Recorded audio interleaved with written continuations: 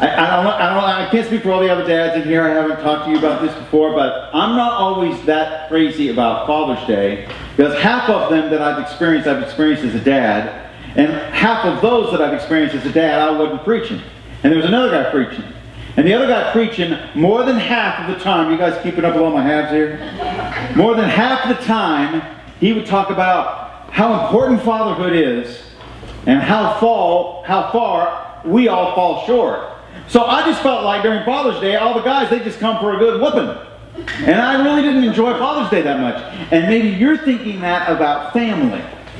Okay, the preacher's going to have a series on family. He's going to talk about how great the family could be and where our family is and the huge chasm that exists between. And it's just like everybody line up for their own spiritual spanking. I hope that after this series you'll be like Sheldon, who was 5 years old and had to start school, and he made no beans about it. He told his mom he was not wanting to go to school. He was not looking forward to it. He didn't want to go. He wanted to stay home with her. But she said he had to go, so she braced herself for the end of the day when he came home. And when he came home and walked through that door, his mom looked at him and she said, "Well, how was your first day of kindergarten?" And little Sheldon said, "Well, I enjoyed it more than I wanted to."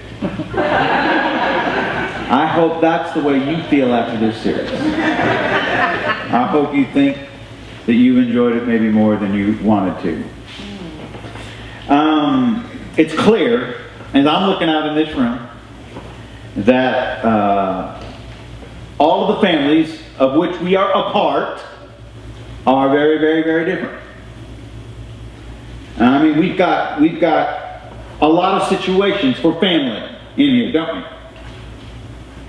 Some of you are newly married. Some of you are long time married. Some of you are soon to be married. Some of you want to be married. Some of you are thinking about having kids. Some of you who have kids are trying to remember what it was like before you had kids. Some of you are single. Some of you are single parents. Some of you are married that wish you were single.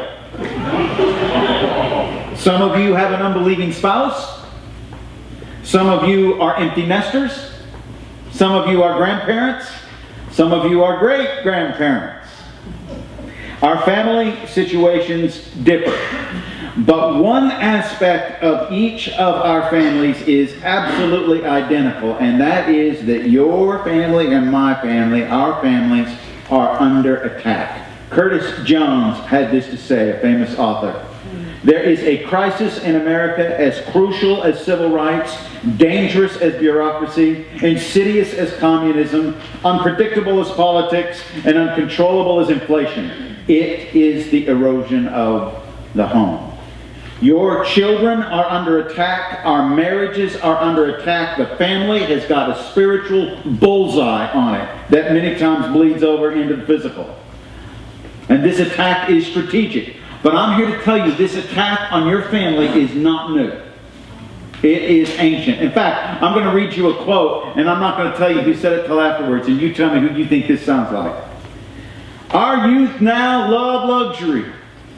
They have bad manners, contempt for authority. They show disrespect for their elders. They love to chatter in place of exercise. They no longer rise when elders enter the room. They contradict their parents, babble before company, gobble up their food, and tyrannize their teachers. That sounds pretty recent, doesn't it? Yeah, that was Socrates over 2,500 years ago. Amazing, huh? The attack on the family is not new. Not at all new. It is a main play out of the devil's playbook. The goal is to somehow begin to remove the family from the top priority list. Just somehow bring it down several notches. And the enemy knows that so goes the family, so goes the nation. You take down the family, you take down the nation. That's his strategy. So any kind of systematic step to lower the importance of the family on the priority scale is playing right into our spiritual enemy's hands. Plays right into it.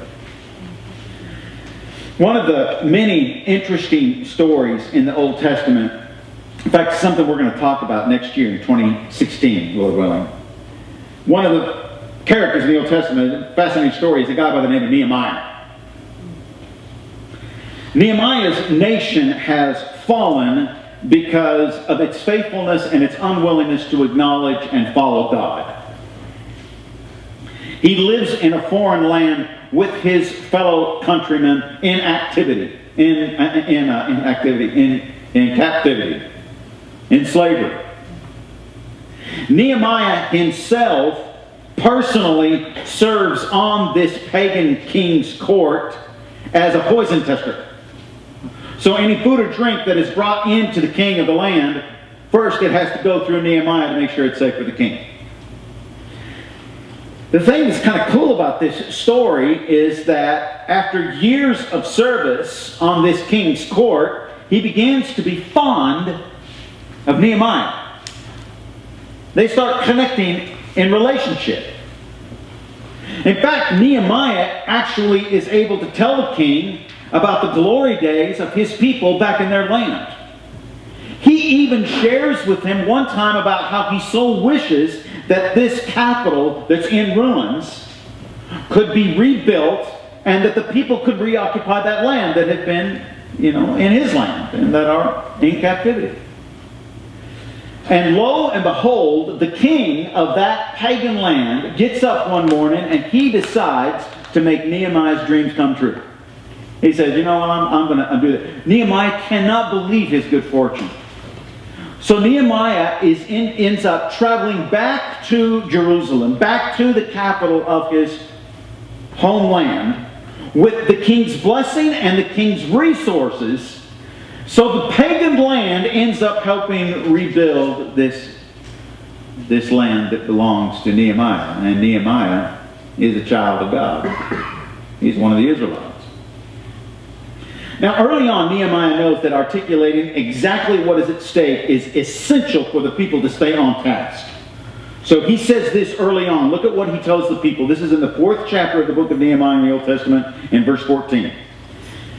Nehemiah says, after looking over everything, I stood up and spoke to the important families, the officials, and the rest of the people, and I said, don't be afraid of our enemies. Remember the Lord who is great and powerful. You must fight for your brothers, your sons, and your daughters. You must fight for your wives and your homes. And I read that, and I thought, okay, here is our foundation of our family series this month of August. I feel like what God is saying to each of us is He looks out at the families of City Point Church, CPC, and He says, you are all equally important in the furthering of the kingdom of God. You are all equally important in this outpost that I call City Point Church, trying to join God in the rescue of people who have not yet met Him and don't know Him. You families are equally important, and what He says to us as His families in this place at this time is, do not be afraid of what might be happening in our nation and culture. Don't fear this.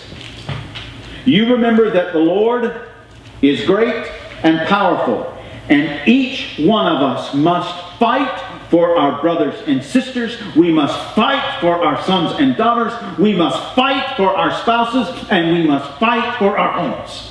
The time to make the family a priority is now. It's now. And we're ending this summer, and we've had a great time together, and we're about to hit school routine, and our schedules go berserk. It's crazy how many directions we go. And I know, I am the Baker Family Taxi Service. It's ridiculous. But there has to be something inside of us that says, through all of the mayhem and all the chaos, we have to make sure and make family priority. We've got to do it. And all of us can improve. We can all improve. Imagine you're in Walmart and you're shopping and you got your little one in that cart and you reach up for something and you sense something not good around you and there's some big old guy that's coming and he's going to try to snatch your child from that cart. Is he going to get that child? No, sir. He is not getting your child.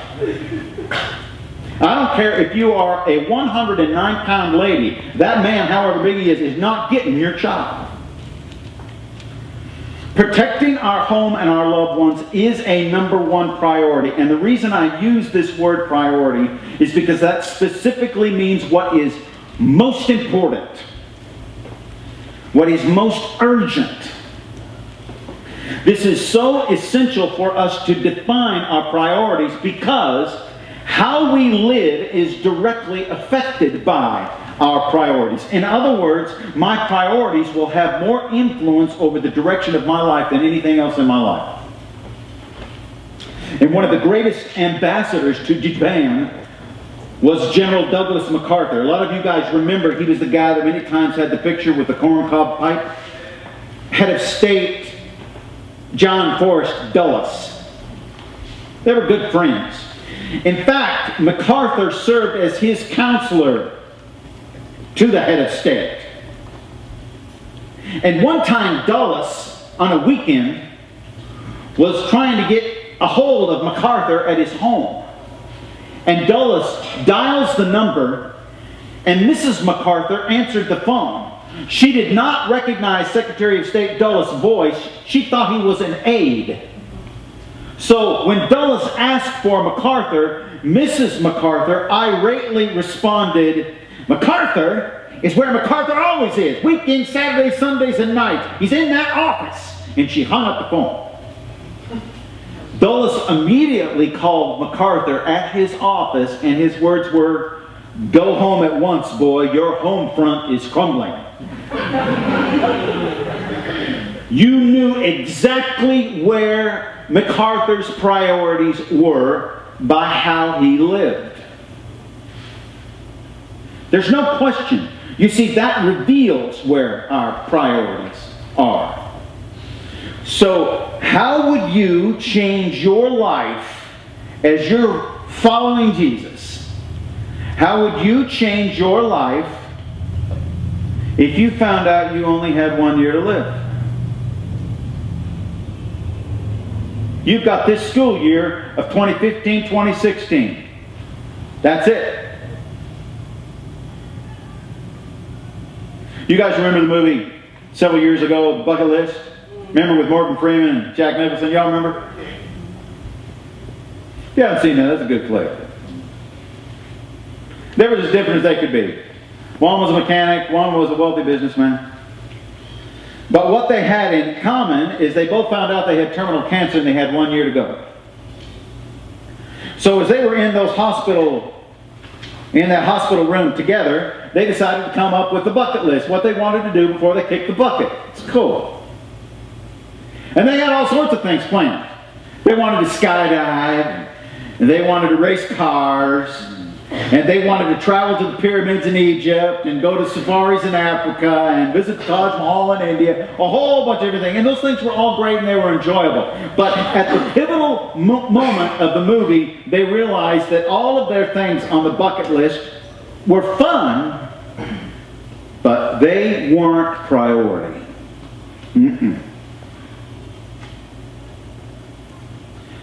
Priority was family. It was in seeing your family members develop and excel and succeed and grow and move forward. That's family priority. Zig Ziglar was a man before my generation, a great speaker and author. He loved golf. He took his son with him one time, and his son was relatively new to the game. They came to a par 4 hole. And his son on the tee box, he hit that drive true and straight, right in the middle of the fairway. And his approach put it right in the middle of the green. So he's on the green in regulation. He's got a birdie putt. Zig said that he golfed this course, and he knew where the breaks were. So he coached his son. He said, now you're going to have to hit it about this hard. You're going to have to hit it this far away because it's going to come right back. Sure enough, his boy followed his instructions and his boy hit the birdie putt. His first birdie ever. Well, Zig also was playing that hole and he hit a good drive and he was on approach and he had just a little tap in for a birdie putt. He said he gave some thought to flubbing putt just so it wouldn't take away from the moment of his son. But he thought, everything I'm teaching my son is to always do his best. So he's like, I can't do that. I got to make a good example. So I got up there and got on my putt and I knocked it in. And it was easy to knock in. But as they were going to the next tee box, Zig asked his son, "Well, son, were you rooting for me on my birdie putt?" And his son looked at him and said, "Dad, I always root for you." That was a good moment. That was a good moment. If somebody asked you if your family is priority, maybe the second question, while you're still thinking about whether or not your family is priority, is, do you always root for your family regardless of situation? Are you their biggest fan? I mean, do you root for your spouse in every situation? Do you root for your kids?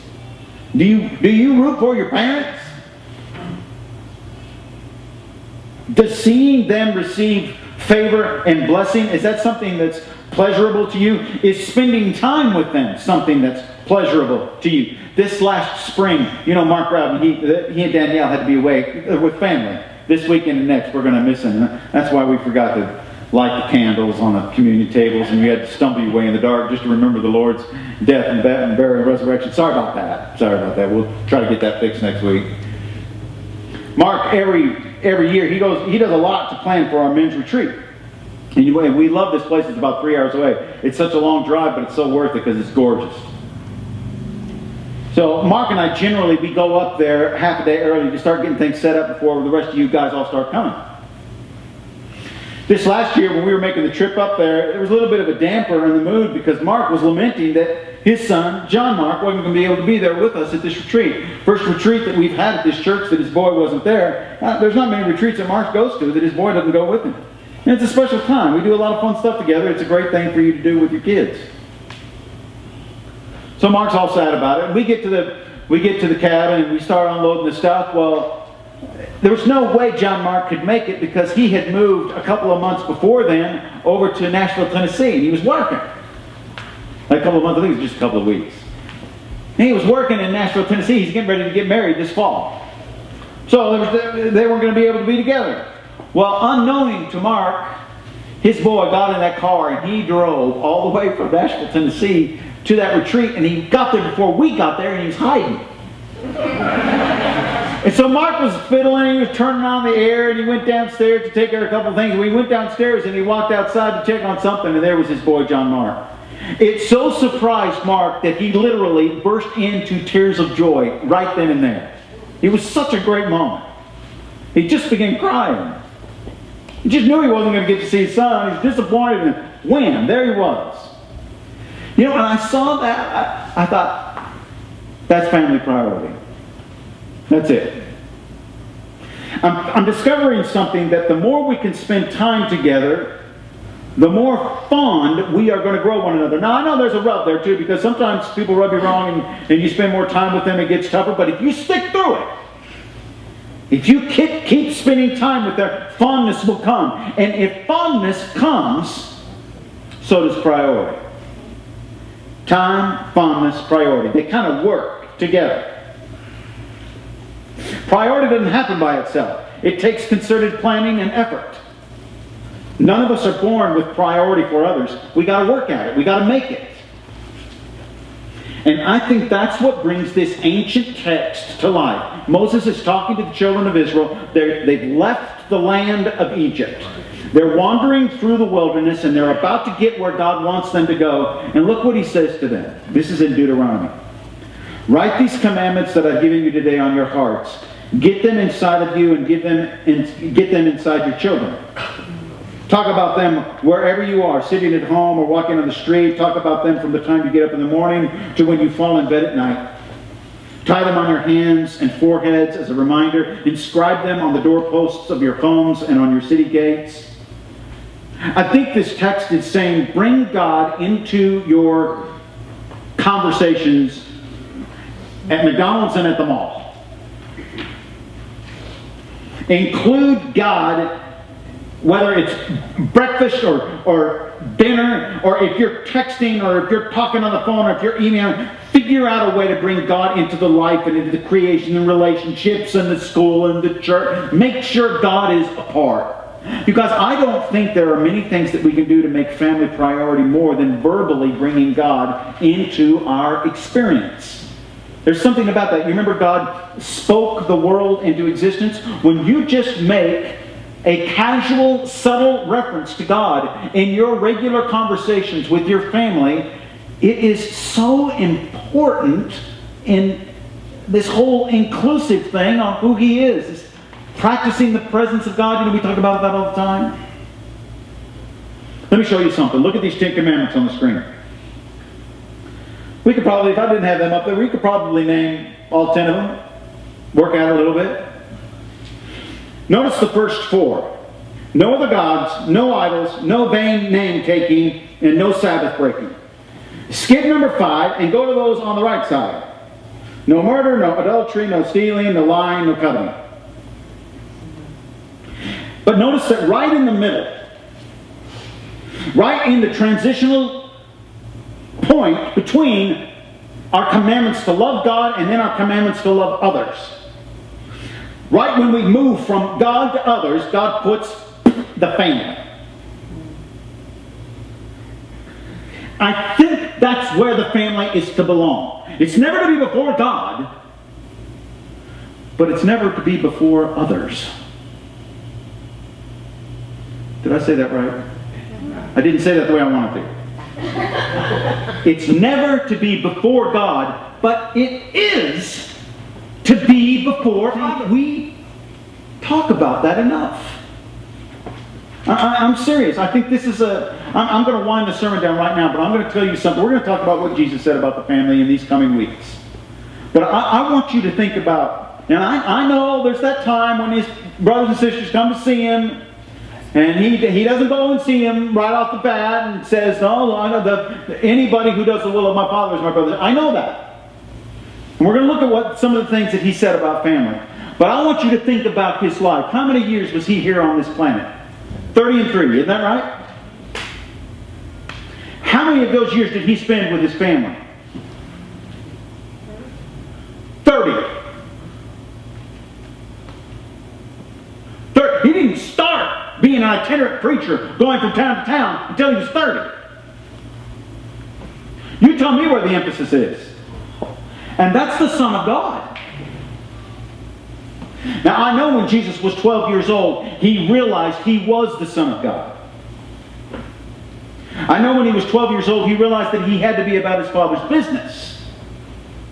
I also know when he was 12 years old, knowing he was the Son of God and knowing he had to be about his Father's business, when his parents came and said, "Jesus, you can't hang with the teachers. You're still under our protection."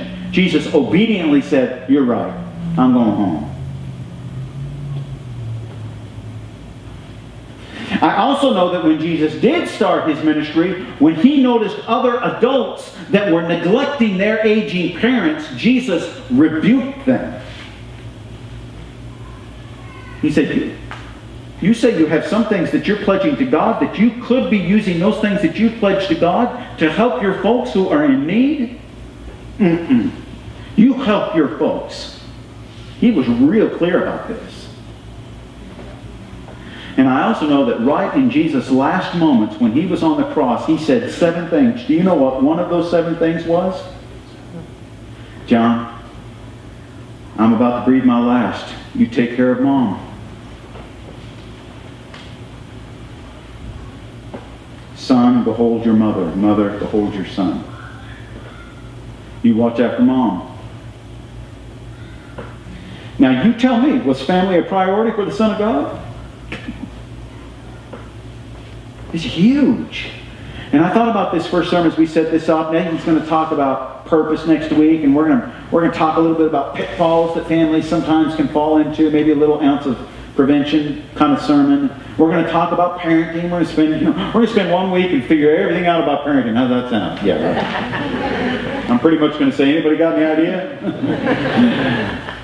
We're going to throw this out for a month, and we're going to look at the Word, and we're going to think about it. And I thought this morning, well, maybe I could just get a list, borrow a little something from Stephen Covey. 7 steps of effective families.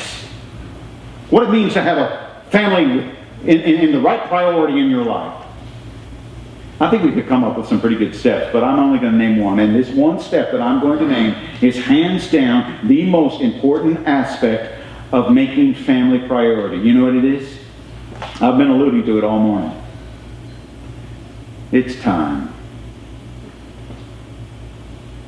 Time is the one thing that we have a limited supply of, but it's the one thing that we get to choose how we use. And how we use time will reveal priority.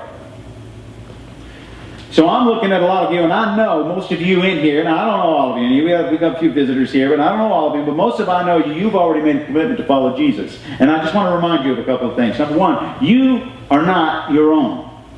You've been bought with blood. So you belong to Him. And He is the Lord of your family. He rules your home. So if He made family a priority, why would we think of doing anything else? All right, let's pray.